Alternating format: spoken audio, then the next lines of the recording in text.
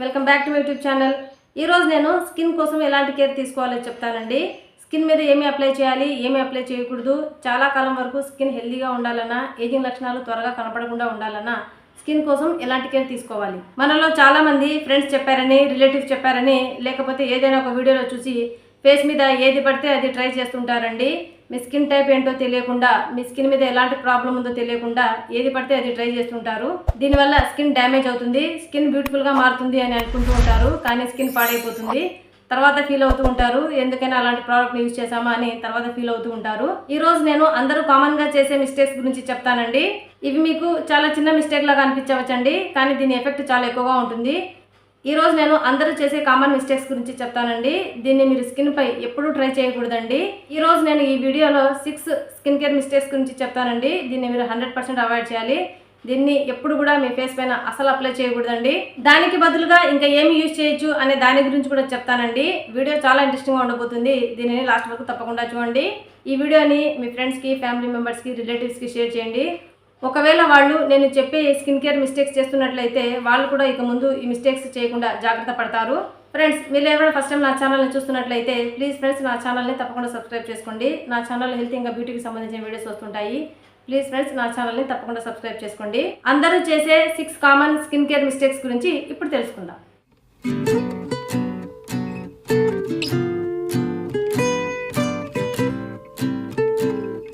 Mistake number 1, ఇది అందరూ చేసే కామన్ మిస్టేక్ అండి.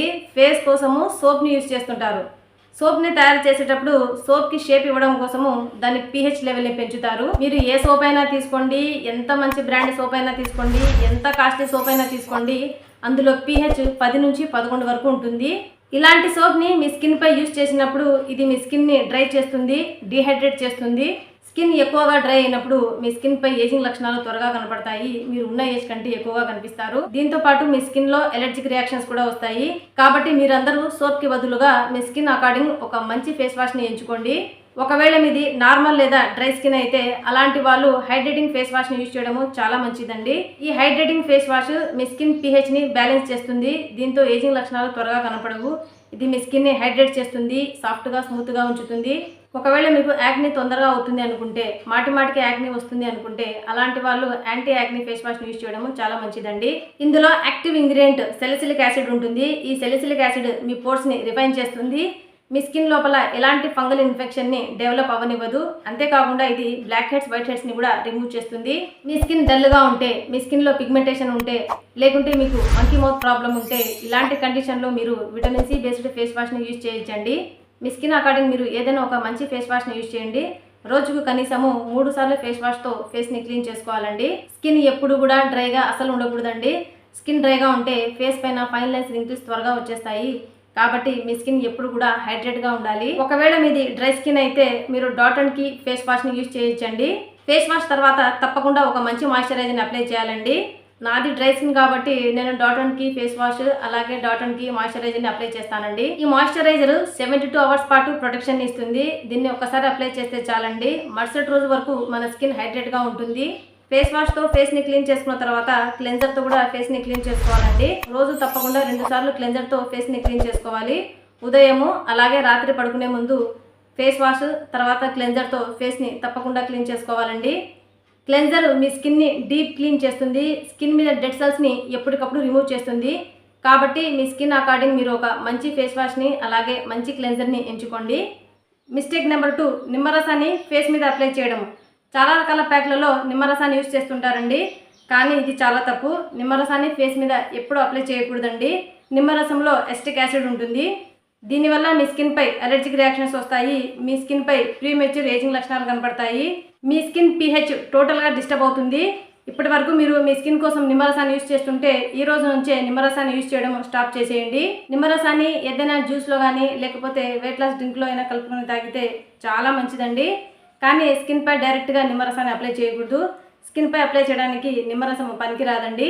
ఇప్పటి వరకు మీరు మీ స్కిన్ కోసం నిమ్మరసాన్ని యూజ్ చేస్తుంటే ఇప్పటి నుంచి ఈ మిస్టేక్ని అవాయిడ్ చేయండి. మిస్టేక్ నెంబర్ 3, సన్ స్క్రీన్ని అప్లై చేయకపోవడం. ఇది చాలా ఇంపార్టెంట్ అండి. ఇది ఒక ప్రొటెక్టివ్ లేయర్ లాగా పనిచేస్తుంది. దీనివల్ల మన స్కిన్కి UVA, UVB, UVC రేసెస్ నుంచి ప్రొటెక్షన్ అందుతుంది. దీనివల్ల ఏజింగ్, బర్నింగ్, స్కిన్ క్యాన్సర్ లాంటి ప్రాబ్లమ్స్ రాకుండా ఉంటాయి. మీరు ఏదైనా ఒక మంచి సన్ స్క్రీన్ని అప్లై చేయాలనుకుంటే, లేకపోతే మీకు ఏ సన్ స్క్రీన్ యూజ్ చేయాలో తెలియకపోతే నేను ఒక మంచి సన్ స్క్రీన్ని రికమెండ్ చేస్తానండి.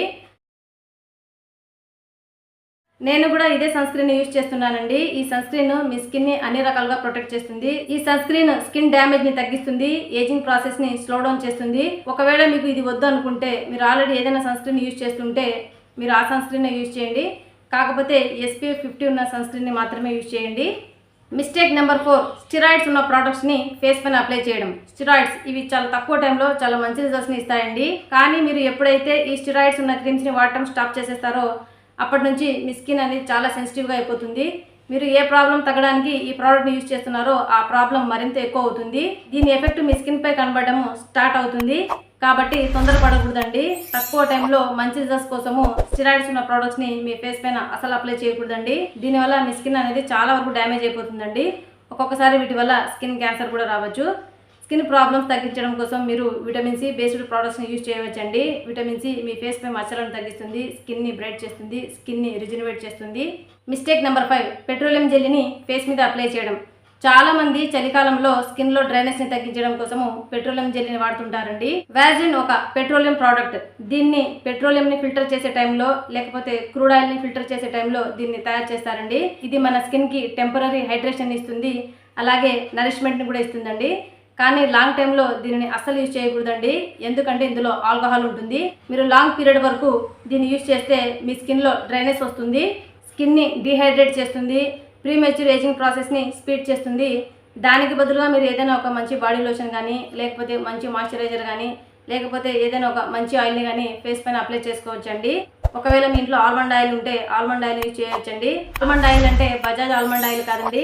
హెయిర్ కోసం అప్లై చేసేదాన్ని ఫేస్ మీద అప్లై చేయకూడదండి. ఫేస్ కోసము స్వీట్ ఆల్మండ్ ఆయిల్ ఉంటే మీ ఇంట్లో అవైలబుల్లో ఉంటే దాన్ని యూజ్ చేయండి. ఇప్పుడు అందరి ఇంట్లో విటమిన్ E క్యాప్సూల్ అవైలబుల్లో ఉంటుందండి. మీ స్కిన్లో డ్రైనెస్ని తగ్గించడం కోసము మీరు విటమిన్ E క్యాప్సూల్ని కూడా యూజ్ చేయొచ్చండి. ఇవన్నీ మీ స్కిన్లో డ్రైనెస్ని తగ్గిస్తాయి, స్కిన్ని హైడ్రేట్గా ఉంచుతాయి. మిస్టేక్ నెంబర్ 6, స్కిన్ టోనర్స్ని యూజ్ చేయడం. మీ స్కిన్ టైప్ కాకుండా వేరే వాటిని యూజ్ చేయడం. స్కిన్ టోనర్స్లలో ఆల్కహాల్ ఉంటుంది. చాలా రకాల టోనర్స్లలో ఆల్కహాల్ ఉంటుంది. ఈ టోనర్స్ స్కిన్కి ఫ్రెష్నెస్ని ఇస్తాయి. ఫ్రెష్నెస్ కోసము మీరు టోనర్స్ని యూజ్ చేస్తున్నట్లయితే ఎలాంటి టోనర్స్ని సెలెక్ట్ చేసుకోవాలి? మెంథాల్ లేదా విటమిన్ C ఉన్న టోనర్స్ని సెలెక్ట్ చేసుకోండి. ఆల్కహాల్తో దొరికే ఫ్రెష్నెస్ టెంపరీగా ఉంటుంది. లాంగ్ పీరియడ్లో ఇలాంటి వాటిని యూజ్ చేస్తే మీ స్కిన్ చాలా వరకు డ్యామేజ్ అయిపోతుంది. న్యాచురల్ అండ్ ఆర్గానిక్ టోనర్స్ని యూజ్ చేయండి. ఇలాంటివి లాంగ్ పీరియడ్లో మీ స్కిన్ని డ్యామేజ్ అవ్వకుండా ప్రొటెక్ట్ చేస్తాయి, స్కిన్ని రిపేర్ చేస్తాయి. సో చూసారు కదా ఫ్రెండ్స్, మీరు ఇలాంటి మిస్టేక్స్ చేస్తుంటే ఈ రోజు నుంచే ఈ మిస్టేక్స్ని అవాయిడ్ చేయండి. కొన్ని నెలల్లోనే మీ స్కిన్లో రిజనరేషన్ ప్రాసెస్ అనేది మళ్ళీ స్టార్ట్ అవుతుంది. ఐ హోప్ ఈ వీడియో మీకు నచ్చిందని అనుకుంటున్నాను. నచ్చితే ఒక లైక్ అయితే చేయండి ఫ్రెండ్స్. ఇలాంటి మరిన్ని ఇంట్రెస్టింగ్ వీడియోలు ముందు నా ఛానల్లో చాలా రాబోతున్నాయండి. నా ఛానల్ని తప్పకుండా సబ్స్క్రైబ్ చేసుకోండి. ఈ వీడియో నచ్చితే లైక్ చేయండి, షేర్ చేయండి, అలాగే కామెంట్ కూడా తప్పకుండా చేయండి. Stay healthy. Thanks for watching. Bye.